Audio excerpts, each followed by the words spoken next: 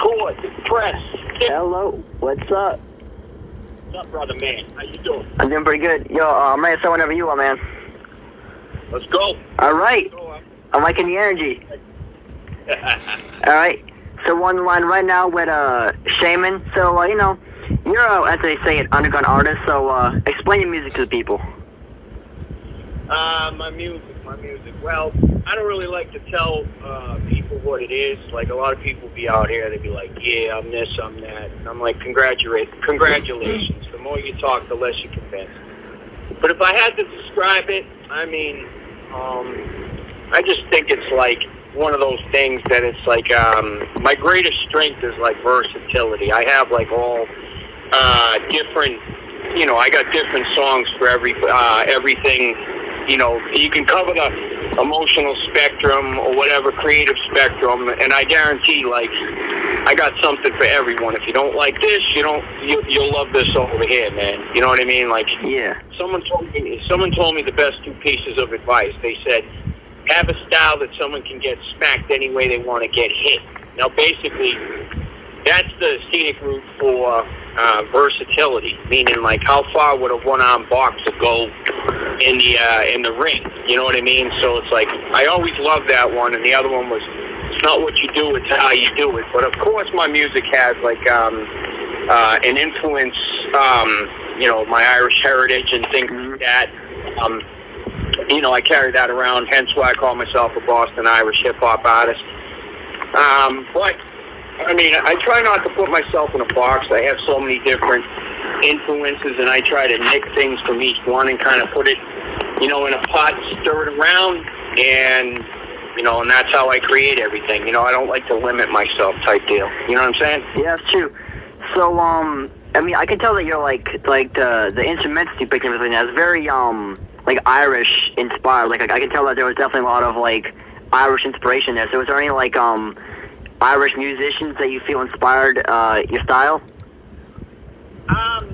Well, it was more so, it was some reading I did that awoke some things inside me, and, very, coming into hip-hop, I was put up more so on black culture and its history first, and then I would say about, between 2003 and 2006, I was doing some reading. People put me up on some info, and I started to go back into the history of Irish people in general. And what I noticed is that the history between black people and Irish people was very parallel. Do you know what I mean? Parallel. Yeah. I am Irish too, so, keep talking about this. I'm really interested in this.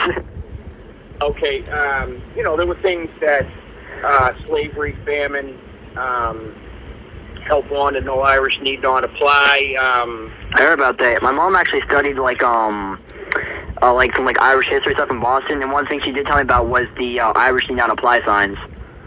Yeah, they were all over the place. Or they used to have signs in London that said no blacks, no dogs, no Irish, or no whatever the order is. But can you imagine that? Like those. Yeah.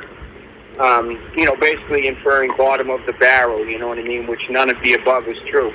So yeah, I mean, there's a whole history. I've always said that like hip-hop became the voice for the voiceless. It's something that came from nothing and then became everything. You know what I mean? That's true. Everyone. You know what I mean? So as far as,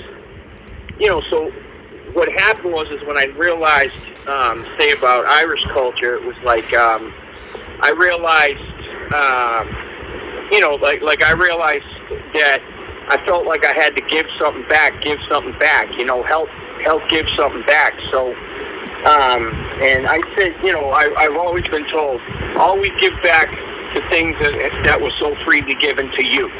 Do you know what I mean? And as far as I'm concerned, like what my ancestors, your ancestors went through, there were ultimate sacrifices that were made so I can be where I'm at and have the things I've got. Do you know what I mean? So what happened was I felt like I discovered Irish hip-hop in Ireland, back about 2005, and and then all of a sudden I started getting into the scene over there heavy, you know what I mean? And like, oh, who's this? Who's that? And oh, I gotta know them. Blah blah blah blah blah.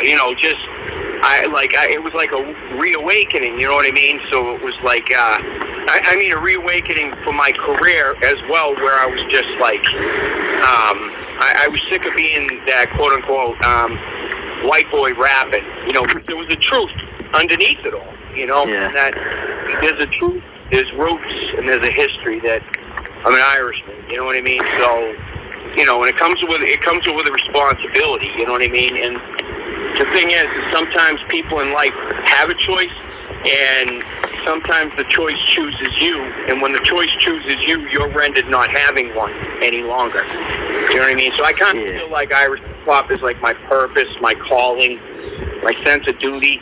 And that's like my give back to Ireland. Kids here will always tell me, yeah, I'm Irish. I'd be like, oh, yeah? Well, what are you doing for Ireland? Oh, nothing. And then I just tell them, shut the fuck up. You know what I mean? Yeah, I mean, you're definitely speaking some, truth there. Cause I feel like when you're, a white artist, right, you're, like, expected to be, like, lyrical. You're expected to, like, have all these things. And you're always going to hear, like, the white rapper jokes and all that. I mean, they want you to be like Eminem. And you're always going to be compared to, like, all these, like, other rappers and stuff. And it's kind of like, Well, I mean, put it this way, man. Pre-Eminem, after Vanilla Ice was like hell. Okay, I'm not making excuses. I'm not going to walk around like some dummy that's just, I was a white rapper and I was oppressed. They were so prejudiced. No, it was just one of those things where, like, what happened with Vanilla Ice is he was just... It was whack. I mean, like, No, not even just whack. It was his credibility. Hip-hop is a lot about credibility.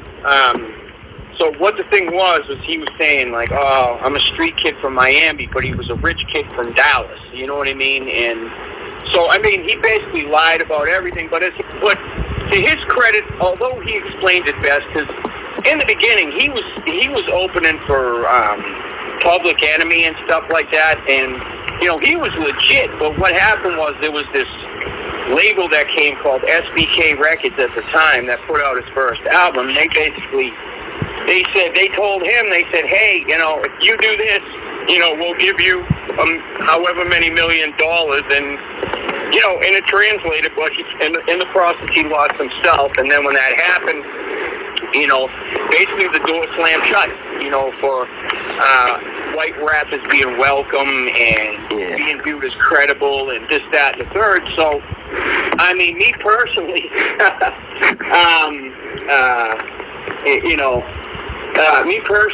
obviously there were exceptions to the rule, like House of Pain, third base, or,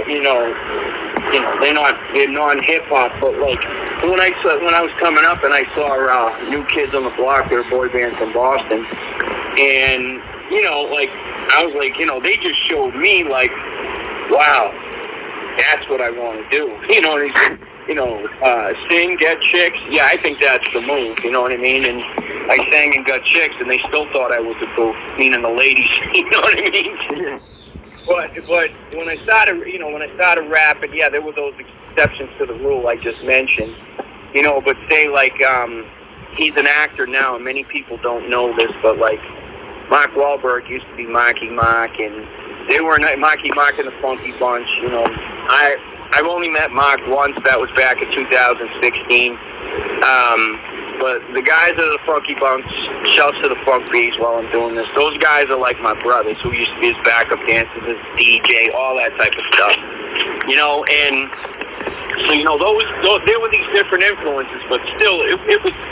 I'm not gonna cry that I was white because that's just dumb. You know what I mean? Mm-hmm. Crying that you're an oppressed white rapper, you can't make it sound like you're being pulled over by the police and harassed just because of the color of your skin. You just can't. Yeah, Go ahead, man. No, I was just saying that, like, there's a lot of rappers who do that, but I kind of feel like being white in hip hop does kind of have its I don't really know what the right word is, but like, is that, you kind of have to like respect, that hip hop is a prominently black culture. I mean, it's always been a black culture, so you kind of have to have your own place in it. You know what I mean? Well, but that's the thing. It's not even just if you want to get in it, you got to realize it's not even just it's. They always say it's a black man. It's always been said it's a black man's game. Okay, but it's also in the sense a contact sport, and it's very contact in the sense that people in general,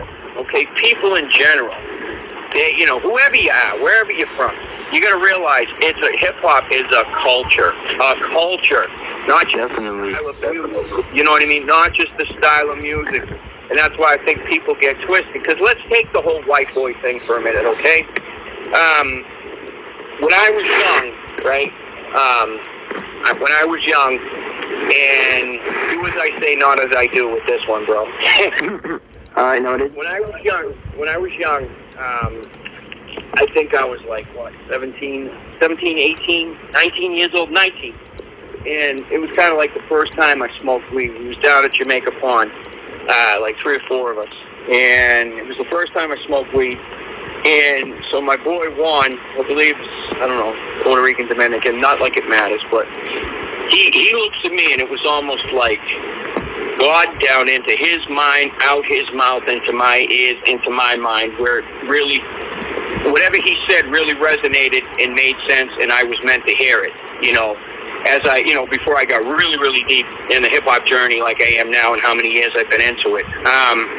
So he said to me, he goes, Kev, you know why we like you? I said, why? Because we know that you can go home and change your clothes and nobody will look at you twice.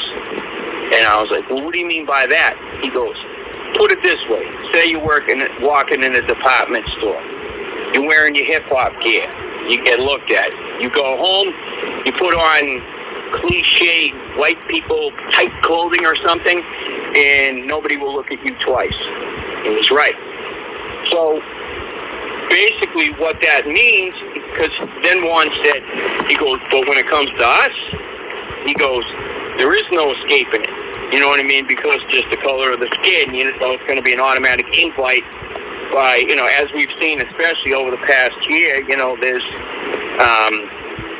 typecasting and racial profiling and things like that. It's a huge problem. It's been a huge problem for years. You know what I mean? So that's basically it. I mean, you got people that are black doctors out there that get pulled over by the police. What are you doing? Going home. Yeah. Car is there. It's mine. Oh yeah? You can't afford this. Stuff like that. But that's the difference. But here's the problem with a lot of kids, like white kids in hip hop, right? Here's a lot of the problem is they'll sit there, they'll be with their friends, say there's like that scene from 8 Mile where there's Eminem and then there's like, I don't know, 3 or 4 black friends in the car. Let's say it's not Eminem. Let's say it's someone cruising through, I don't know, Roxbury or Dorchester, Mattapan, all right? So it's a white dude and 3 of his friends, and then they're all black, okay? So the thing is that cops will pull them over, and what will happen is that white dude's 3 friends will probably be on the hood with their hands behind their back. Then they'll pull the white guy aside, and the white kid who's into hip-hop will do what I call bitch up and switch up, meaning 1 minute he's got his hat to the side, and then all of a sudden he pulls it forward. One minute he's popping slang, and then all of a sudden he's like, "Hey man, I don't know who these guys are, but hey, let me tell you, see that's my dad's business card. He's a lawyer. Call him. He'll fix everything. Okay? Got that, man? But I mean that's what happens. You know what I mean? Like these. What I'm saying is these young white kids, and I'm not saying go live that life. Please, never. If you're not from there, don't even try it. You look like a goof. You look straight goof troop, and you look like a fool. You know what I mean? Well said. But the thing is that you got to be willing. You got to be willing to go through. In other words, these kids are not willing to go through everyday things that affect those who created the culture. You know what I mean? Like I said, they get in tight situations and they bitch up and switch up. I think that's just the perfect way to put it. You know what I mean? So, yeah. So I mean, that's the deeper thing. You're either all in with this thing and you go all out, and if you don't, time to hit the exit stage left. You know what I mean? Yeah, I know what you mean. So, yeah. So I mean, that's kind of how I break it down. But as far as me, like I said, after Vanilla Ice, pre-Eminem, it was three things. It was three things. It was I got booed. I got no reaction at all. And then I joke around with everybody and I say, they really only cheered, meaning just any crowd. Didn't matter who was in it.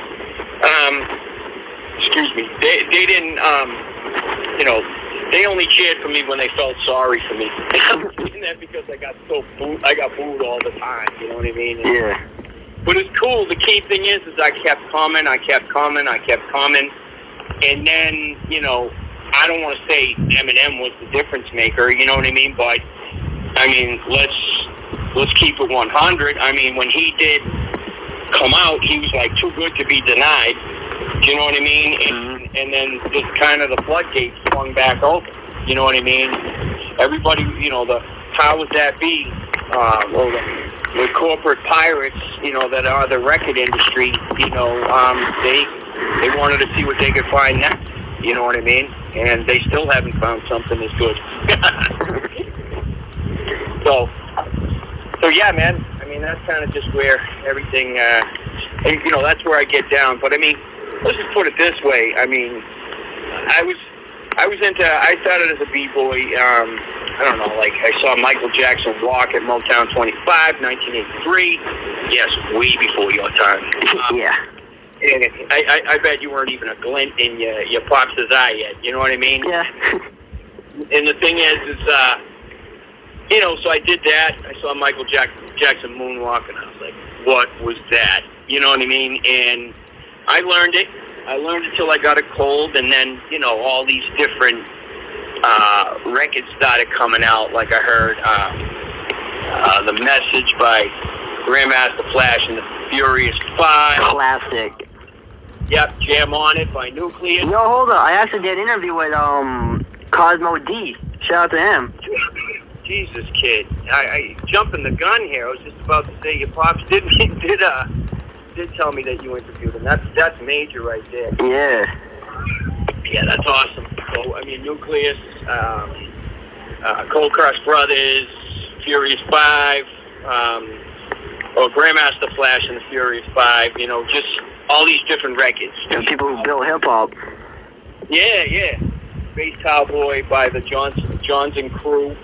And then of course there was what I feel like the original model for the modern day boy band, which was New Edition, which became Velvet DeVoe, Bobby Brown, Johnny Gill, and Ralph Tresvant. You know what I mean? And they're still at it after all these years.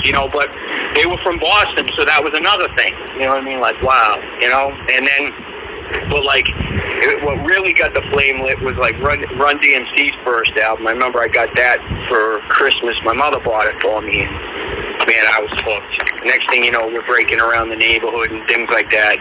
Cardboard, linoleum. Like, we used to search dumpsters for cardboard. You know what I mean? and really, we did real tough. And so yeah. So I mean, we did that, and then like I said, I would say about 89, I discovered New Kids, and it was like, again, that hit me like another bolt of lightning. I was like, yeah, I want to do that, that type of thing. And it showed me it was possible. It showed me I could, but that, so we started, me and like three other friends. We called ourselves Big Impression, right? And because everything was positive, saying no to drugs back then, you know what I mean? And so what happened was, we do, number one, we were horrible. We used to sing to those, like you play a keyboard and it's got like an ingrained drum pattern or beat in it. So like we used to just turn those things on and sing to that. You know what I mean? But it was you know, I don't regret none of it. Humble beginnings. You know what I mean? So, you know, so we did that, but that Girl I Love You stuff didn't allow me to express myself the way I wanted. You know what I mean? So shortly thereafter, I started rapping. You know what I mean? And that's where you can talk about anything. I'm not saying you can't talk about anything in singing, because obviously there's songs like Songs in the Key of Life by Stevie Wonder, albums like Songs in the Key of Life, Talking Book, Marvin Gaye, What's Going On. Those had socially conscious messages, you know what I mean? Yeah. And just, you know, but rap was like, everything was like free reign. So then obviously it becomes like Ice Cube, Public Enemy, X-Clan, EPMD, Redman, K-Solo, Daz Effects, you know, Snoop, Dre, NWA, like there's so many, man. Yeah. It's countless, you know, and, you know, I mean, everything. I mean, I was like, I inhaled all of it, you know what I mean? I remember, like, sometime I'll show you at some point, I have, like, six rubber crates, or, like, you know, like when you move and you put things in this big rubber thing, and, you know, just to shuck everything out the door. It's like bins, rubber bins, that's what I'll call it. And you put, so I got like 6 rubber bins of like Source magazines, XXL, Rap Pages, Rap Sheet, Blaze magazine, like all these different hip-hop magazines, like from everywhere. Or even, you know, I even have stuff from Boston hip-hop history as well, and it's just like, I call myself a hip-hop hoarder. You know what I mean? Yeah. So much of it is part of my journey that it's just like, it's like I can't part with getting rid of it. You know what I mean? So, you know, kind of like, you know, when a couple gets married and they move in together, and the wife looks at whatever her fiance or husband is, and says, Reggie, do you like really need this junk? You know what I mean? Yeah.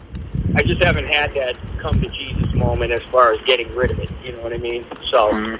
And I don't live with anybody, so I guess I'm good right there. But even when my ex lived with me, with my daughters, you know, she never made me throw that stuff away, you know. So thank God, and I still got it all. Yeah. So, you know, you have some pretty big names from hip hop following you on Twitter, like MC Ren, Chuck D, E40. I'm not aware of these guys. All for me. But I mean, there are people, I mean, please, I don't want to make it like I talk to them regularly, but it is pretty freaking cool, you know. Drez from Black Sheep, one member of the Cold Crush Brothers, Positive K, my dude MC Brains, who had a hit back in the 90s. It's called Oochie Coochie. Look that record up. That's my man right there. MC Brains. Shout to Brains. What people don't know, the first platinum artist out of Cleveland. Everybody thinks it's Bone Thugs. I'm not taking anything away from Bone Thugs, but MC Brains was first. You know what I mean? That's my man right there. But I mean, not necessarily who follows me on Twitter. Let's just put it this way. Let's take it into real time, where I opened for Sadat X, a brand Nubian. I've met KRS-One. I've actually met Eminem when he was like nobody. It was actually 3 weeks before his album dropped. My Name was blasting all over the... Wait, which album? Infinite or the Slim Shady LP? Yeah, the Slim Shady LP. All right. And so it was, you know, my name is Slim Shady. Yeah, exactly. So it was that right there, and I remember, I'll tell you, I'll just, you know, zero in on that right there, you know. I remember someone was, you know, I had every intention of going to the show anyways, but they're like, Kev, what are you doing? They're like, oh, you know, there's a meet and greet before, you know, come on down. And I was like, you know, but a meet and greet, not where he sat at a table. Here, sign this. You know, it was like a meet and greet where it was like a networking thing too. So I was on my way down there. It was at the Middle East in Cambridge, and right next to the Middle East used to be a Burger King, right? So I was like, all right, I hadn't eaten anything yet. I think I came straight from work when I was riding strictly on the T. You know, so I came straight from work and I stopped at Burger King. Next thing I know, I see this blonde-headed dude with this big dude standing next to him. And I looked and I went, nah, can't be. I just got my food, kept it moving. So I went into the Middle East and I was like, shit, it was him, sure enough. You know what I mean? Standing 3 feet away from me. The only thing I did was like I shook his hand, gave him dap, leaned in, tapped shoulders, and then I was just like, hey man, I respect what you do, and I kept it moving. You know what I mean? And Gangstock, I met those guys. That's another huge influence of mine right there. Rest in peace to Guru. You know, Big Shug was with them. I've known Big Shug for a pretty long while, and but the coolest story I'll tell you about with Gangstock was I remember when I met them. It was for their album in 1998, Moment of Truth. Quite frankly, one of their best.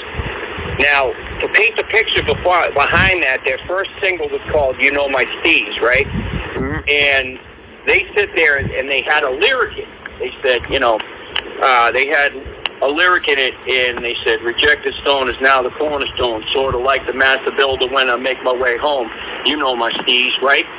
Yeah. And so the funny thing is I was going through a rough period at the time, meaning like I had a head full of nonsense. Like I was just kind of like lost, trying to find myself. And then all of a sudden, like, so what I did just to look for answers, okay, just kind of, it wasn't, I was raised Catholic, so I had this thing in my room that was just, I think I might have got this thing in the 8th grade. It was like this book that was just strictly the New Testament, not the Old Testament, just the New Testament. So I would read it in piecemeal every single night. Just read it. Not with a religious gun to my head, just to kind of get up on some knowledge and wisdom, you know what I mean? So when speed it back up to Guru, he was like, "Rejected stone is now the cornerstone." So that line right there, that one line. So when he spit it, and I was listening to it, I was like, where the f*** have I heard that for? Where the f*** have I heard that before? I know I've heard it. I went over to that book I was reading. I went da-da-da-da-da-da-da. Bam! There it was. In the New Testament of the Bible. Right there in front of me. Rejected stone is now the cornerstone. So I said to myself, if I ever get the chance to meet him, I'm going to corner him and ask him that. So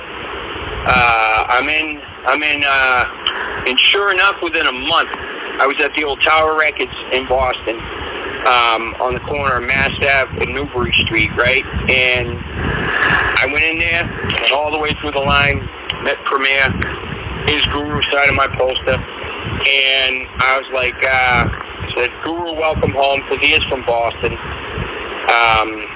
And what had happened was I was like, "Hey, man, I got to ask you a question." And he says, "What?" And I go, "Rejected stone is now the cornerstone." I said, "You got that from the New Testament and the Bible, didn't you?" So he was signing my poster, and he stopped, and he looked up, and he's like, "Keep doing your reading, son." Because he had that real innovative voice. And I was just like, wow. Like that right there is hip-hop. You know what I mean? That right there. Those are the moments that you live for, right there. You know what I mean? And like those opportunities, not just, "Hey, I love your album. Here, sign my poster." Like, no. Yeah. You actually, I'll have people come to me, they'll listen to my lyrics, and they'll be like, "Hey, you said this here, you said that here. What's this about? What's that about?" You know what I mean? And to me, I love that more than saying, "Hey, man, I like your song. I love the beat. I love shaking my, what to it." But in any event, like, I just like to, I come from that type of thing. Or I was with Rakim, like, Rakim. I seen him twice. Yeah, I seen him twice. But I did, to keep it real though, to keep it 100, whatever you want to call it. Yeah. I did see him in 1997 when he dropped his first solo album, The 18th Letter. You know what I mean? So, and I remember that night it was at Vincent's nightclub in Randolph. I went there. It was pouring. you know, but I was like, I'm not missing this. I'm not missing this. So I went, and I remember it was like pouring rain. And at the, you know, so I got to meet him, and I still have the poster that he signed that night. And, you know, so even like when the show was over, it was like pouring rain, and I didn't have a ride home. I had to call a friend of mine who lived in Quincy to get her out of bed, and she was nice enough to come get me, but at the same time, like, I didn't even care. I was just like, I didn't even care if I had a ride home or not. I would have walked home to Norwood from friggin' Randolph if that's what it took. And you know, I basically was like, I just met the God MC. Families both living and deceased. South Boston, Dorchester, Dublin, Belfast, and wherever else your heritage is rooted. Rep your coat of arms to the fullest.